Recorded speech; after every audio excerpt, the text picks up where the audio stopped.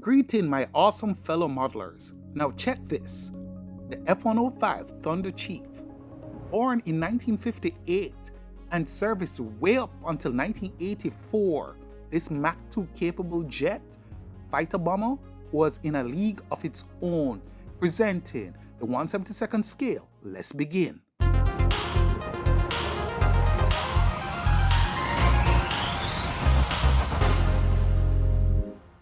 So here we have the hobby model F-105 THUNDERCHIEF. This is a total recolor personal. I redesigned, redrew, and recolored it to represent the European wraparound camo. So here you see the camo, and it's really a beautiful jet. We're going to be building it asymmetrical, a one fuel tank, and we're going to get into it. So first thing we're going to start with is the cockpit. So in cutting out the cockpit, we're going to take our time and remember this kit is really old. It is hand drawn. So it's really a beautiful kit. Here I'm using my tweezers to be a marker to score the paper lightly so that it can fold and not cut into the paper or cut the paper apart. These were personally designed handles on the side. These will represent the knobs on the switches. Beautiful. Now, how I got it was go online, did some research, download what the panels look like, and just superimpose them. I use Photoshop when I'm doing this. So here, put in both sides, and it's starting to look really good. So let's deal with the pilot seating. So it's an old kit, like I said, but there's just something nostalgic and beautiful about these kits. Here you see I'm using the tweezer to score and to fold and bend, and the seat went together really nice. But we're going to do some slight modification to the seat once we build it, just a little addition here and there. Here now we're putting in the cushion, for lack of a better term, on the seating.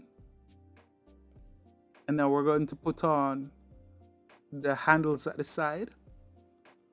So we double glue, cut out, and this is for both sides. This small part goes on the seating, and then we glue the seating rails to the side. So proper ejection seat being made here. And now we're going to just add a little detail to the top. Here we'll paint it up, paint the edges of everything. Remember, in doing this, you bring some realism to the model. Here we put the headrest on, and then we make our seatbelt. Now what I did is take napkin, put a little glue on it, and then I just used the tweezer, as you see, to just put folds and bend in it to try and make seatbelt. At this scale, hopefully it pops and it looks really decent. That's how I do the seat belt. Do the harness, the belt, put on the ejection handles on the sides, paint the edges, and put in position. And there it is, looking really good. I love how it turned out. I can't believe that the last aircraft retired in 1984. So in doing the forward fuselage, remember the basic rule. If we get the nose and the cockpit looking really good, we're more way ahead of the game than possible. So we cut the nose out first, the radome cover. You see I'm using that cake decorating ball tool to sort of put some slight compound curve in the nose. The marker I used there that you saw is colored pencil, watercolor pencil.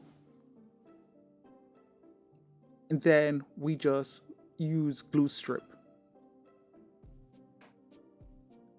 Flatten everything, let it look nice. Add just a little compound curve, and then we're going to put in our pitot tube. This is made from, of course, toothpick. Just put enough in there, cut it, super glue it in place, and we're good. Set aside, and then we complete the radome. Again, we color the edge. We put our joining strips. These are made from just office paper, basic office paper. And the more the better for me, that is. And I just cut the excess off, roll it what needs to, join, and then after join, I then cut the join tabs so that way they will easily fold like this. See, I'm cutting the join tabs. Make sure it's flattened so the joint area would be hidden. Little glue onto the nose front section, and then we align and lock it down. Once we're finished, we just make sure everything is flat. Now you see I'm using the ballpoint tool on the edge of the radome. It's because it carries a compound curve. Now we repeat the same thing with the rest of the forward fuselage, including cutting out that entrance for the 20mm Gatling gun. Of course, we're going to now put the radome on the forward fuselage, make sure lock that down, and then we just repeat the process. This process, what you see me keep doing, it'll become second nature to you once you practice enough. Now here we're putting in the other forward fuselage section, and that area below, that would be for the landing gear wheel well. Now to make sure everything fits correctly, we align the panel line and the camo lines. I'm sorry, this is not available to be given away. This is again a personal redraw and recolor. The original drawings and everything is the exclusive right of the author and designer. Here now we're using some super glue to lock the former in place to keep that shape. Now, as time goes by, you learn that the shape isn't a circle all throughout. It is actually almost like a square with rounded edges.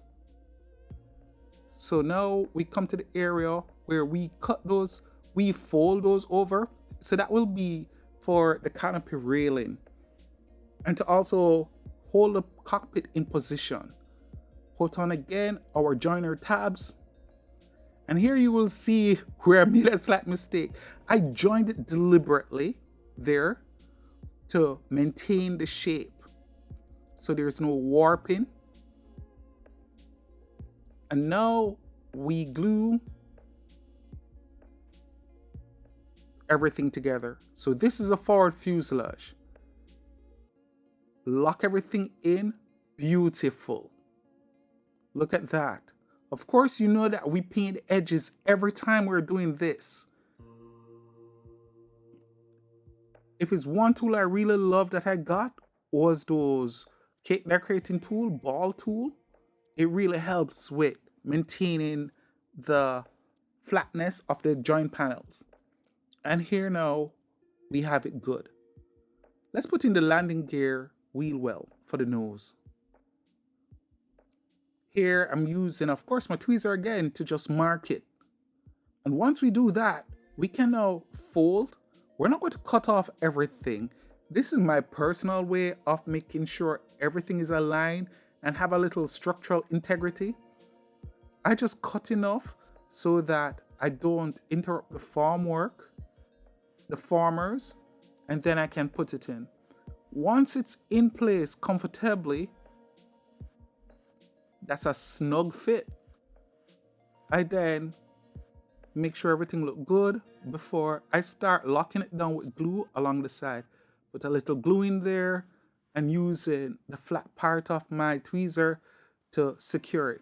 And then I do the other side, one side at a time. You glue and it will work out far better. Now the cockpit installation. And here's where I realize a little boo-boo that I decided to leave in. That's not going to fit. So what I'm going to have to do is to cut that joint tab area that I did and then slide in the cockpit we made. And look how beautiful that thing come together. Really love it. Just starting to angle it in, getting it in there. Once it's in place, we then tack with glue just to check the alignment. And that's a beautiful model coming together. Thank you so much, first and foremost, to my Patreon sponsor for helping making this happen, and to you for watching this. Please consider liking and subscribing and commenting on what you see, what you like. Until then, my friends, take care, walk good, be gentle to yourself, especially at this time, and one love.